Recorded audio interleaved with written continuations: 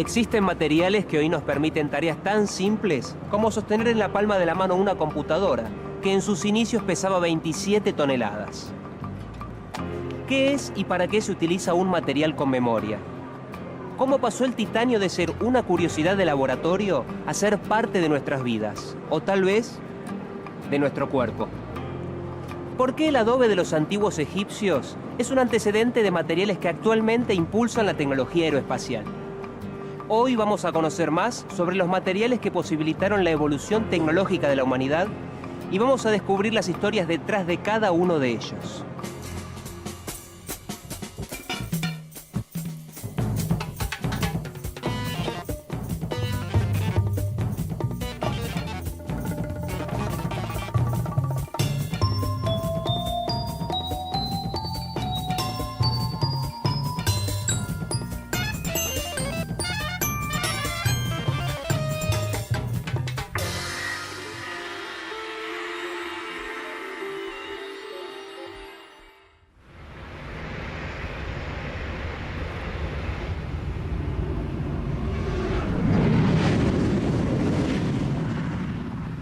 Que el transporte aéreo sea accesible a gran parte de la población mundial se debe en buena medida al aluminio y, claro, al trabajo de quienes descubrieron mejores formas de producirlo y de aplicarlo a distintas actividades. Pero pensemos, ¿de qué nos serviría un material si no le encontráramos aplicaciones convenientes o si no halláramos un proceso para producirlo a gran escala y en forma económica? El titanio es un ejemplo de cómo una mera curiosidad de laboratorio puede pasar a formar parte de nuestra vida o incluso de nuestro cuerpo. El titanio fue descubierto en 1791, pero recién se conoció un método químico para producirlo comercialmente finalizada la Segunda Guerra Mundial. El titanio es tan duro como el acero, aunque un 45% más liviano. Su resistencia a la corrosión es tan elevada que aún en medios muy agresivos responde como ningún otro metal, a excepción del platino. La ventajosa relación entre el bajo peso y la alta resistencia mecánica del titanio permitió el desarrollo de toda la tecnología aeroespacial. La mayor parte de los componentes de los cohetes de la NASA están hechos con aleaciones de titanio, material que posibilitó al hombre llegar al espacio. Debido a sus excelentes propiedades, es cada vez más utilizado en los modernos aviones comerciales. El Airbus A380 usa un total de 77 toneladas de titanio, 11 de ellas en sus turbinas. El titanio no es tóxico en el cuerpo humano ni genera rechazo. Sobre titanio oxidado incrustado en un hueso crece tejido óseo. Esta curiosa propiedad permitió el desarrollo de la moderna tecnología de implantes. Raquetas de tenis, armazones de lentes, palos de golf. ¿Qué tienen en común estos objetos? Todos están hechos con titanio, pero comparten algo más, su alto costo, justamente por ser de este material. El titanio, como elemento, ocupa el 9º lugar en abundancia en la corteza terrestre y es el 4º metal más abundante después del aluminio, el hierro y el magnesio. Por ahora el problema del titanio es su costosa fabricación. Se está invirtiendo mucho capital en desarrollar un método para lograr la obtención del titanio metálico en forma más económica. Cuando se logre, se multiplicarán sus aplicaciones en procesos industriales y en productos domésticos. Se utilizará para producir aparatos ortopédicos, como sillas de ruedas o muletas. Podría desplazar con grandes ventajas al acero inoxidable en la industria química. Y en la vida cotidiana, entre cientos de aplicaciones, lo veríamos en utensilios de cocina, en diversas partes de automóviles de bajo costo y como componente común de bicicletas.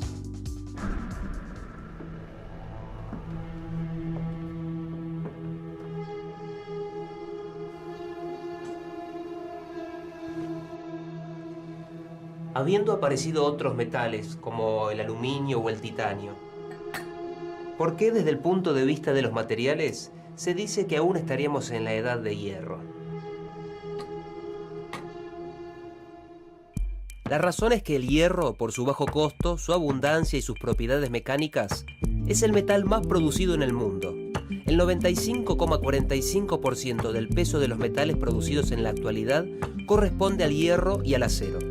Pero si consideramos todos los materiales, por peso el que predomina es la piedra. Ya no se construyen grandes estructuras pulidas y perfectamente ensambladas como las de los incas o las de los egipcios. Pero la industria de la construcción utiliza la piedra como componente fundamental del hormigón o en forma de placas, con diferentes formas, tamaños y acabado superficial, para baldosas, mesadas o frentes de edificios. Es claro que el auge de la edad de hierro no significó que materiales de otras eras dejaran de usarse. Por ejemplo, la alta conductividad eléctrica del cobre permitió que se desarrollaran generadores de electricidad con bobinas de cobre que funcionan en estructuras de hierro. La historia de los materiales nos lleva a Sajonia, región histórica de Alemania, donde Augusto II, que además fue rey de Polonia, gobernó durante 39 años.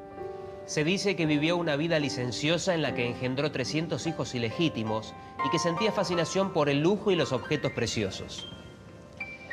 Pero ¿cuál es la importancia de este personaje en la historia de los materiales? Una decisión de gobierno que tomaría a partir de una de sus aficiones, su admiración por la porcelana. Las investigaciones y desarrollos tecnológicos financiados por estados o grandes empresas son una práctica común en la actualidad, pero tal vez el pionero en encarar el desarrollo de un material desde el gobierno haya sido Augusto II. Deslumbrado por el Palacio de Versalles, este monarca había convertido a Dresde, capital de Sajonia, en la ciudad más bella de Europa. Por entonces, su pasión por las piezas de porcelana, que llegaban a Europa de China y de Japón, lo impulsó a que fuesen fabricadas en Sajonia. Augusto II encargó ese trabajo a Ehrenfried Walter von Schirrhaus, un conocido físico, médico y matemático, que ayudado por un alquimista obtuvo en 1708 lo que llamarían oro blanco, una finísima porcelana que 2 años más tarde comenzó a producirse en Meissen. La ciudad alemana de Dresde fue devastada por las bombas de la Segunda Guerra Mundial, pero a pocos kilómetros, la porcelana de Meissen siguió produciéndose. Hoy sus piezas siguen siendo de lujo para coleccionistas como lo fuera su propulsor, Augusto II. En parte gracias a él, la porcelana tiene en la actualidad múltiples aplicaciones. Por ser un excelente aislante eléctrico, se utiliza como aislador de alto voltaje.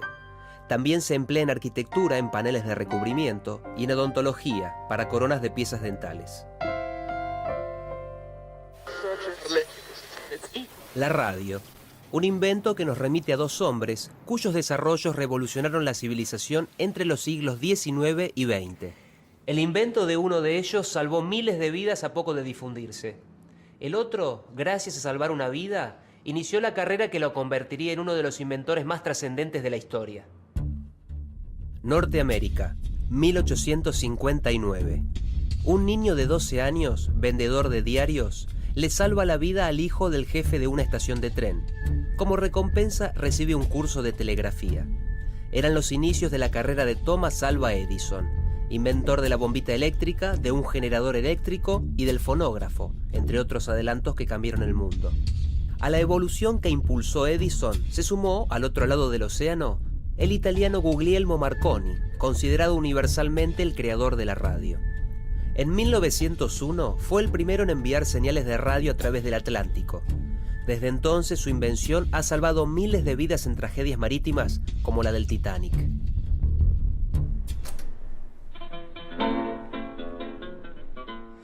Las radios, hasta iniciada la década de los 30, estaban construidas con cobre en alambres conductores. Goma, baquelita, celuloide o porcelana como aislantes, hierro galvanizado en planchas de soporte y telas para cubrir los parlantes, vidrio en la parte exterior de las válvulas, madera en la estructura y un componente fundamental: válvulas termoiónicas o tubos de vacío, derivados de la lámpara eléctrica inventada por Edison. Y hablando de Edison, ¿cuál fue la primera palabra que utilizó en la grabación inaugural de sonido? Hello. Hello. Hola. No fue muy original, pero esa palabra terminó siendo un saludo de bienvenida a una cadena de invenciones que contaba con un célebre eslabón: la computadora. Los físicos descubrieron que las válvulas o tubos de vacío podían usarse para procesar información. A partir de entonces jugaron un papel crítico en el desarrollo que abarcan la telefonía, la radio, la televisión y la computación digital. A fines de 1940 se construyeron las primeras computadoras. Estaban formadas por más de 10.000 de esos tubos que para funcionar necesitaban un filamento incandescente. Por eso las computadoras de válvula consumían mucha electricidad y eran de enormes dimensiones. La ENIAC, o computador e integrador numérico electrónico, tenía 17.468 tubos de vacío, pesaba 27 toneladas y ocupaba 167 metros cuadrados. Además de su altísimo consumo eléctrico, los filamentos de los tubos se quemaban con frecuencia y el funcionamiento de la máquina entre falla y falla era de alrededor de 1 hora. A pesar de todo, en su época, la ENIAC era considerada una maravilla tecnológica.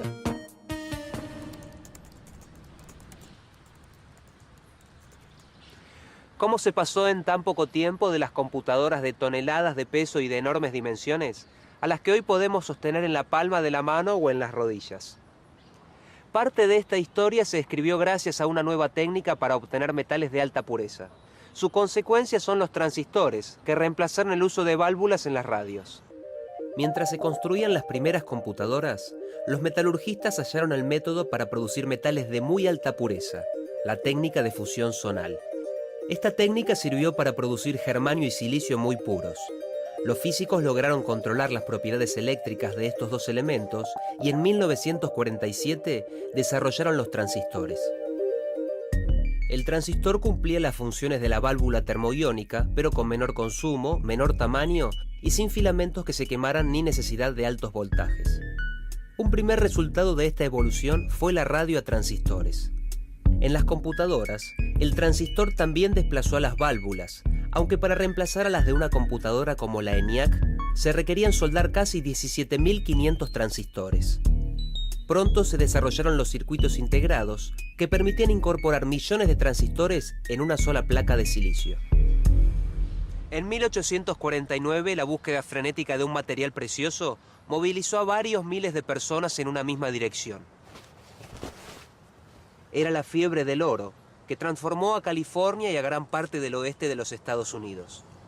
Poco más de un siglo después, otra revolución asociada a un metal se produjo en las mismas tierras, a tal punto que ese metal dio nombre a uno de los amplios valles californianos.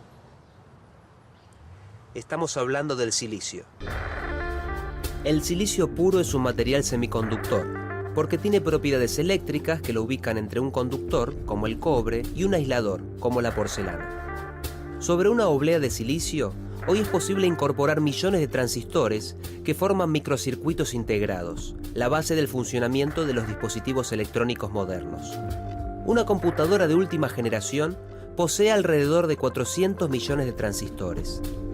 Mediante el uso adecuado de los materiales, el avance producido en este campo es asombroso. En nuestros días es común encontrar circuitos electrónicos en automóviles, hornos de microondas, relojes, cámaras fotográficas o teléfonos celulares. Esta revolución de la industria electrónica se debe en gran parte al silicio y sus propiedades. Tal es así que la región de California, convertida a partir de 1960 en núcleo de la innovación tecnológica y sede de numerosas empresas de la industria electrónica, es conocida mundialmente como Silicon Valley, o Valle del Silicio.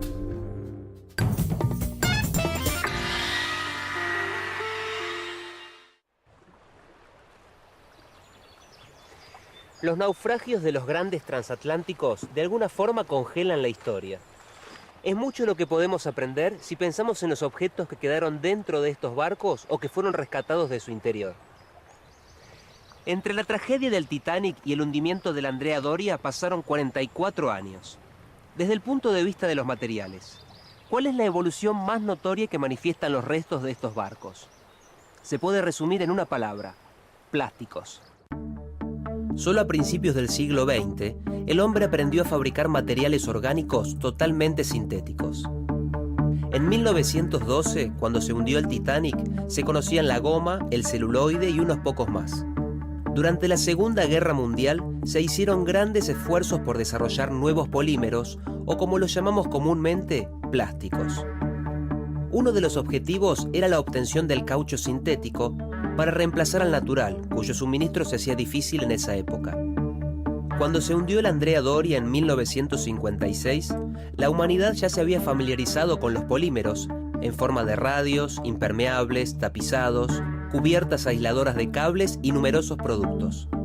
Los restos de ambos barcos dan cuenta de la proporción de uso de plásticos en cada época, muy escasa a principios de la década del 10 y ya abundante a mediados de los 50. Mucho antes del siglo XX, el hombre experimentó distintas formas para darle utilidad a los polímeros que encontraba en la naturaleza. Los éxitos a veces llegaban por extraños caminos. Algunos reportaban fortunas, pero no siempre para quienes los conseguían. Para 1860 las bolas de billar estaban hechas de marfil natural. Un fabricante ofreció $10.000 para quien lograra un material más económico para producirlas. La recompensa tentó a muchos inventores. Uno, John Wesley Hyatt, creó lo que luego patentaría como celuloide. El material tuvo un notable éxito comercial y reemplazó en muchas aplicaciones al marfil, al carey y al nácar. Pero los $10.000 de premio no fueron para él. En ese mismo año, 1860, moría otro inventor con otra curiosa historia. El proceso de vulcanización de la goma sigue siendo la base de la industria del caucho. Surgió en 1839 cuando su creador, luego de la caída accidental de caucho tratado con azufre en un horno, notó que estas sustancias al calentarse juntas alteraban sus propiedades y el caucho se tornaba insensible a los cambios de temperatura. El descubridor del revolucionario proceso tuvo infinidad de conflictos con las patentes, y mientras otros se enriquecían con su invento, sus propias empresas sucumbían. Es parte de la historia de Charles Goodyear.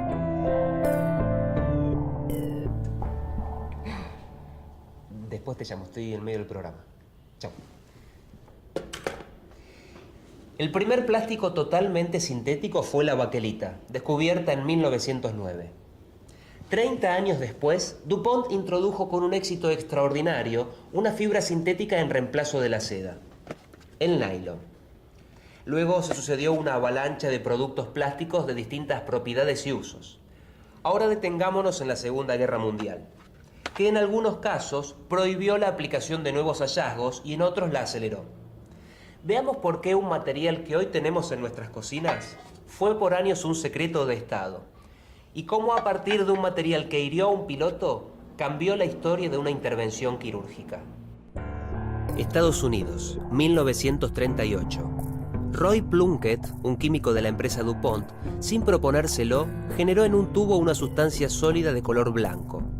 Esta era muy resistente ante agentes químicos agresivos y presentaba un muy bajo coeficiente de fricción. Había creado el politetrafluoetileno, lo que hoy conocemos como teflón. El teflón es un polímero que posee una cadena de átomos de carbono similar al polietileno, con la diferencia de que en el polietileno cada carbono está unido a 2 átomos de hidrógeno y en el teflón a 2 átomos de flúor. La unión del carbono con el flúor es tan fuerte que resiste a la acción de los agresivos más enérgicos y es lo que hace que el teflón sea químicamente tan resistente. Hoy en día el teflón, generalmente conocido por los elementos de cocina, se utiliza para fabricar artículos de todo tipo y se aplica como revestimiento de cables, vainas de protección y bobinaje de motores. Sin embargo, desde su creación, el material tardó 12 años en comercializarse. Sus aplicaciones eran tantas y tan alto su interés tecnológico que el gobierno norteamericano ordenó a la empresa que lo creó mantener el hallazgo en el más absoluto secreto.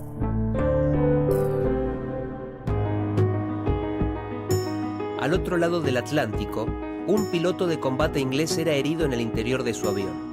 Un cirujano notó que las astillas incrustadas en sus ojos no generaban rechazo. Provenían de un polímero, el polimetilmetacrilato o PMMA, utilizado en el parabrisas del avión. Con ese material, el cirujano desarrolló lentes para reemplazar quirúrgicamente al cristalino afectado en los casos de cataratas. El PMMA fue luego sustituido por implantes de lentes de silicona o acrílico. Otros nuevos polímeros también son sorprendentes, como el Kevlar, producido en forma de fibras de tan alta resistencia que se usa, entre otras aplicaciones, para la confección de chalecos antibalas.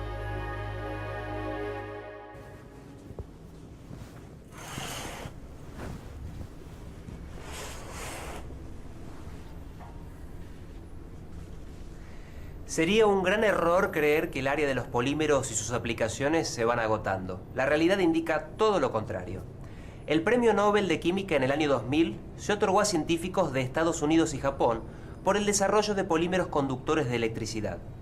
Otros investigadores trabajan en el desarrollo de polímeros biodegradables para reducir la contaminación y en polímeros para crear músculos artificiales.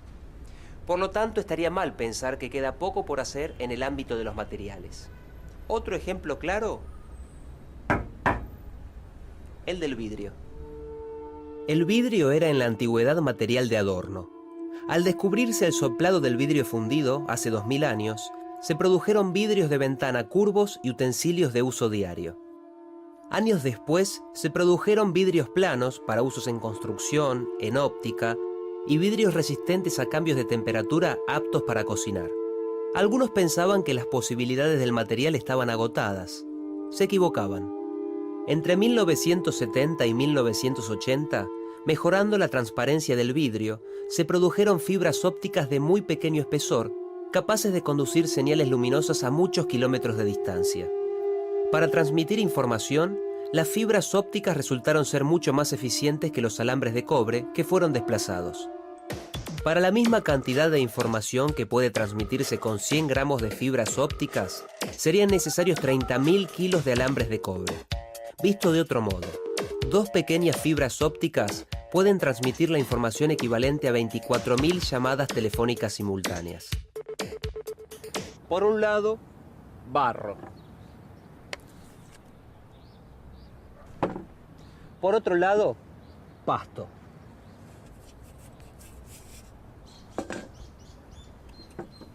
No es una nueva comida, pero sí una práctica milenaria.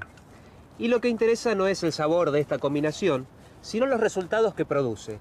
Porque aunque parezca mentira en la actualidad, el mismo concepto abre posibilidades en campos como la tecnología aeroespacial. Estos son los materiales compuestos. Los materiales compuestos están formados por una matriz de un material determinado que contiene fibras de otro. Esta combinación produce materiales cuyas propiedades de resistencia mecánica son muy superiores a las de sus componentes por separado. Un ejemplo es el de los plásticos reforzados con fibras de vidrio para la fabricación de botes o carrocerías de vehículos. El concepto de materiales reforzados por fibras no es nuevo. En la antigüedad, los egipcios fabricaban ladrillos de adobe mezclando el barro con pasto o paja. Las fibras vegetales hacían que los ladrillos fueran mucho más resistentes que si se los hubiera fabricado solo con barro. Hoy, con el desarrollo de nuevas fibras de alta resistencia, este campo de la tecnología se reactivó notablemente. Por ejemplo, las fibras de carbono se utilizan para reforzar metales.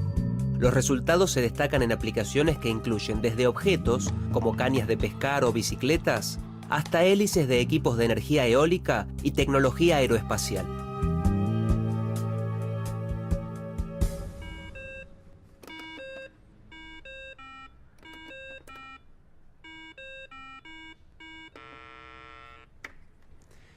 Existen materiales con capacidad para memorizar, y otros cuyas estructuras miden millonésimas partes de 1 milímetro y sin embargo son de gran utilidad.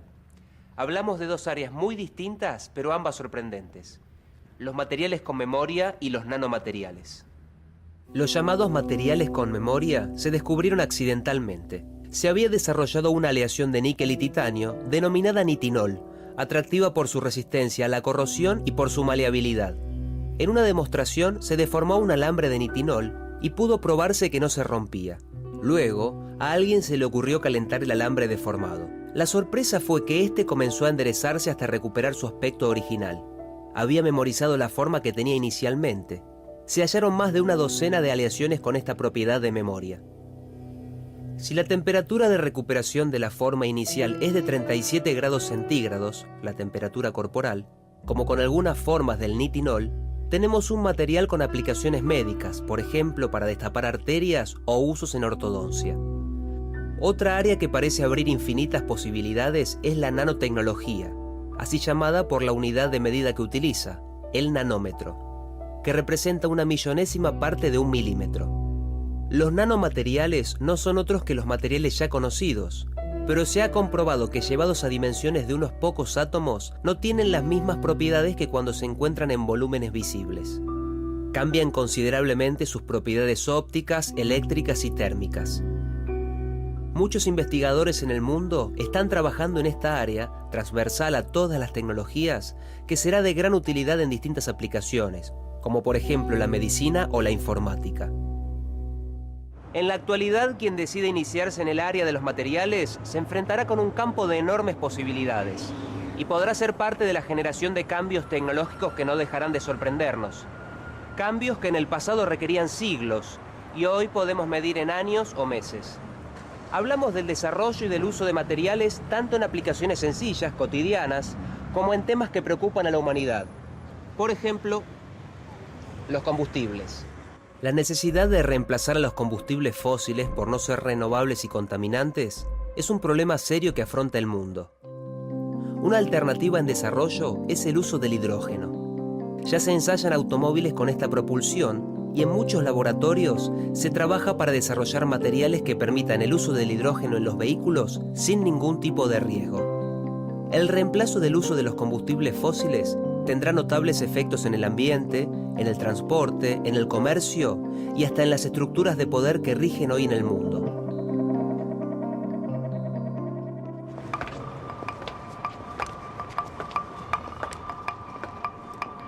Piedras. Con ellas comenzó la tecnología. Curiosamente, también las piedras fueron parte de uno de los últimos hitos de la carrera tecnológica del siglo XX. Piedras, pero no de este planeta. En julio de 1997, la Mars Pathfinder se convirtió en la primera nave lanzada desde la Tierra para posarse sobre la faz de Marte, estudiando la atmósfera y la superficie. Ese es uno de los capítulos más recientes de la historia de la tecnología y de los materiales. Una historia que el hombre inició hace más de 2,5 millones de años, cuando en algún lugar del África comenzó a golpear 2 piedras e insospechadamente abrió el camino de la evolución tecnológica de la humanidad.